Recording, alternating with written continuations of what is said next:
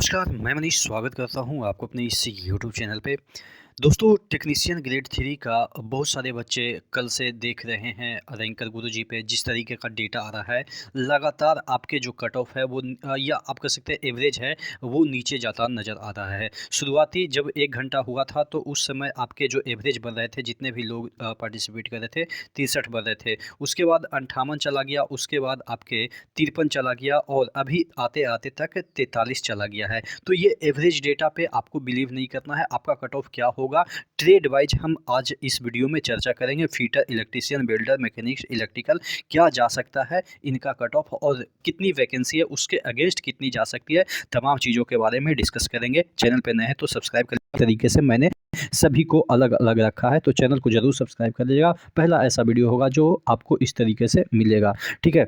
और टेलीग्राम से भी ज्वाइन कर लीजिएगा। यहाँ के टेलीग्राम पे मैं कल एक पोल करवाया था जिसमें कि आप देख सकते हैं कि 26 लोगों ने इसमें जवाब भी दिया है कि उनका कितना आ रहा है और मुझसे इंटरेक्ट भी करते हैं कि सर ऐसा होगा तो क्या इतना नंबर में सिलेक्शन हो जाएगा क्या? तो टेलीग्राम का लिंक मैं नीचे डिस्क्रिप्शन बॉक्स में दे रखा हूँ, तो वहाँ पे जाके या कमेंट बॉक्स में भी पिन कर दिया हूँ, या आप टेलीग्राम पे सर्च करिएगा स्टडी विथ ER मनीष, ये वाला ज़रूर सर्च कीजिएगा जिससे कि आपको टेलीग्राम भी जुड़ जाइएगा। तो टेलीग्राम पे बहुत सारी चीज़ें ऐसी होती है जो कि हम यहाँ पे शेयर नहीं कर पाते हैं टाइम की वजह से, तो आपको टेलीग्राम पे मिल जाएगा। और ये वाला जो PDF है ये भी मैंने टेलीग्राम पे शेयर कर दिया है, तो वहाँ से भी जाके आप देख सकते हैं और ऑब्जर्व कर सकते हैं कि क्या सही है क्या गलत है। चलिए, तो मैं बात कर रहा था कि जो ये चीज़ें मैं बता रहा था कि जो आपका फिटर है या आपके इलेक्ट्रीशियन है, वेल्डर है, मैकेनिक्स है, इलेक्ट्रिकल है, इनका क्या कट ऑफ जाने की उम्मीद है। देखिए, अगर हम कट ऑफ की बात करें तो बहुत सारे बच्चे अच्छे-अच्छे नंबर ला रहे हैं, लेकिन हो सकता है कि वो ईजी शिफ्ट में पढ़े तो उनका नॉर्मलाइजेशन माइनस में भी चला जाए। मैं ऐसा दुआ नहीं कर रहा हूँ कि आपका माइनस में चला जाए,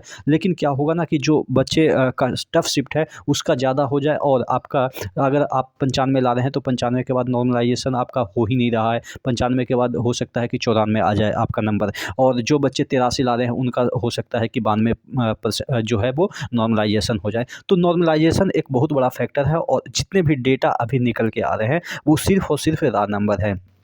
तो जो हम बात करने वाले हैं वो रॉ नंबर के आधार पे अगर इतना ला रहे हैं ट्रेड वाइज। सबसे पहले हम 12th के बारे में चर्चा कर लेते हैं। कॉर्नर में मैंने लिख रखा है चूँकि 12th वाले का एक ही ट्रेड है, ठीक है? तो 12th है तो 12th है, तो उसमें आपका जो है वो 81 से 84 आपके रॉ नंबर आ रहे हैं 12th वाले का। तो आप और ये जो डेटा मैंने बनाया है वो हार्ड शिफ्ट को नहीं रख के नज़र में, ना ही ईजी शिफ्ट को नज़र में रख के बनाया है। ये मैंने मॉडरेट शिफ्ट को नज़र में रख के बनाया है कि हाँ, मॉडरेट अगर पेपर आया है तो आपके 81 से 84 बन रहे हैं, तो आप 12th में जनरल में फाइट कर रहे हैं, यानी कि आपका सिलेक्शन होने की उम्मीद है। उसके बाद OBC की हम बात करें तो 81 से 83, और EWS की बात करें तो 80 से 82, और SC की बात करें तो 78 से 81, और ST की बात करें तो 75 से 78। ये आपके 12th वाले डेटा हैं कल के अकॉर्डिंग। चूँकि बहुत सारे बच्चे एवरेज पे जा रहे हैं कि 43 नंबर अगर एवरेज आ रहा है तो ऑब्वियस है कट ऑफ नीचे जाएगा। एवरेज तब काम करता है जब आपके CBT 1 आपके क्वालीफाइंग होते हैं। अगर CBT 1 के आधार पे ही मेरिट बन रहा है तो एवरेज यहाँ पे फैक्टर काम नहीं करेगा। एवरेज वहीं पे फैक्टर काम करता है जहाँ पे लाख 1.5 लाख सिलेक्शन होता है। जैसे कि 15 गुना आपके कोई भी एग्ज़ाम, अगर LP की हम बात करें तो यहाँ पे 15 गुना आपका रिजल्ट दे रहा है, तो वहाँ पे एवरेज वाले ही बच्चे सेलेक्ट होते हैं। लेकिन यहाँ पे आपके चूँकि नंबर ऑफ वैकेंसी भी कम है, 12th वाले के पॉइंट ऑफ व्यू से हम बात कर रहे हैं। उसके बाद हम बात करेंगे ट्रेड वाइज जो आपके ITI वाले हैं, तो इस वजह से एवरेज उतना काम में नहीं इस बार करेगा। हाँ, एक काम करेगा, जो आपका नॉर्मलाइजेशन है वो अगर ठीक ठाक हो गया तो आप 68 भी ला रहे हैं तो उनका सिलेक्शन हो जाएगा, ठीक है, 12th वाले। हालांकि ये थोड़ा सा कहने में मतलब कि लग रहा है कि मॉकी टाइप का, कि मॉक कर रहे हैं, ऐसा नहीं है। 68 वाले का भी सिलेक्शन होगा, या आप कह सकते हैं कि जिनका कि 80 आएगा क्या उनका सिलेक्शन नहीं जनरल में होगा, उनका भी सिलेक्शन होगा, बशर्ते कि उनका जो शिफ्ट है उनका नॉर्मलाइजेशन अच्छा हो और जो है वो थोड़ा सा टफ जो है वो पेपर आया हो। तो इस तरीके से 12th वाले का सीन चल रहा है। अब बात कर लेते हैं ITI वाले का। इलेक्ट्रीशियन, यहाँ पे देखिएगा, इलेक्ट्रीशियन, वायरमैन, इलेक्ट्रॉनिक मैकेनिक्स, ये सभी के लिए कितने पोस्ट हैं? सबसे ज़्यादा 5404 पोस्ट हैं, ठीक है।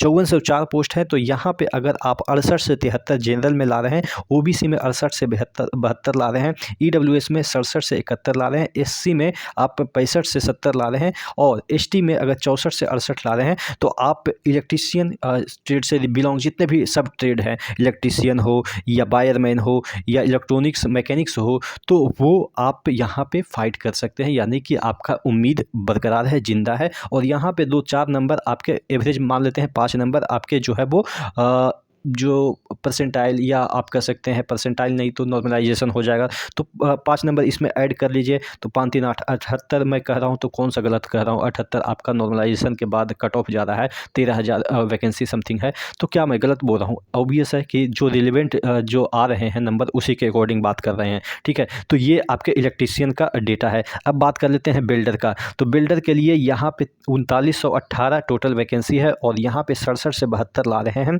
रा नंबर की मैं बात कर रहा हूँ, ठीक है। रा नंबर 67 से 72 ला रहे हैं। 67 जिनका कि थोड़ा सा हार्ड शिफ्ट होगा, वो उनका हो सकता है कि 78 हो जाए नॉर्मलाइजेशन के बाद, ठीक है।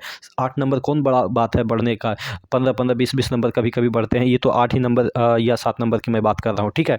तो या 11 नंबर की बात कर रहे हैं, ठीक है। बिल्डर जो है वो जनरल की हम बात कर लेते हैं, तो 67 से 72, उसके बाद 67 से 70 आपके ओबीसी में ला रहे हैं, ईडब्ल्यूएस में 66 से 70 ला रहे हैं, एससी में आप 64 से 69 ला रहे हैं, 69 ला रहे हैं। उसके बाद आप एससी में 63 से 67 ला रहे हैं। उसके बाद मैकेनिस्ट की वैकेंसी जो है वो थोड़ा सा कम है, और 1818 वैकेंसी है, यहाँ पे 66 71। देखिए, कम वैकेंसी रहने का मतलब ये नहीं कि वहाँ पे कम कट ऑफ जाएंगे या ज़्यादा कट ऑफ जाएंगे, ठीक है। जनरली ऐसा होता है कि कम वैकेंसी उसी ट्रेड में आती है जहाँ पे बहुत कम बच्चे होते हैं, ठीक है।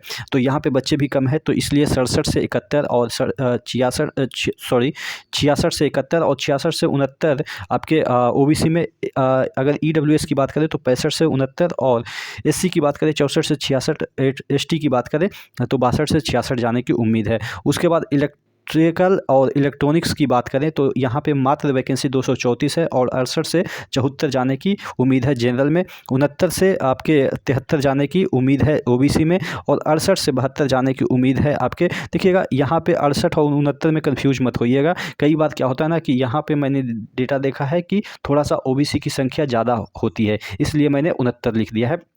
हालांकि 68 69 दोनों एक कॉमन ही है, एक नंबर ऊपर नीचे कुछ ऐसा नहीं है, लगभग कॉमन ही है। 68 से 72 आपके जो है वो आपके ईडब्ल्यूएस में, और एससी की बात करें 68 से 71 जाने की उम्मीद है, 65 से 69 जाने की उम्मीद आपके जो है वो एसटी में है।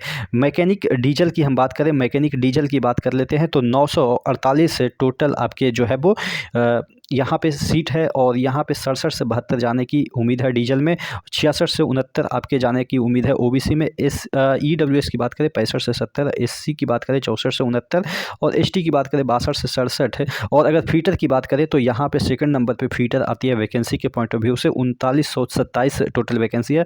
67 से 73 आपके फीटर में आ रहे हैं, 67 से 71 आपके ओबीसी में आ रहे हैं, और आपके ईडब्ल्यूएस की हम बात करें तो 66 से 70, और एससी की बात करें तो 66 से 70, और यहाँ पे आपके जो एसटी की बात करें तो 65 से 67 के बीच ला रहे हैं। तो आप एसटी में जो है वो फाइट कर रहे हैं, यानी कि आपका डॉक्यूमेंट वेरिफिकेशन के लिए मोस्ट प्रोबेबली चांस है। तो आशा करते हैं आप चीज़ों को समझे होंगे।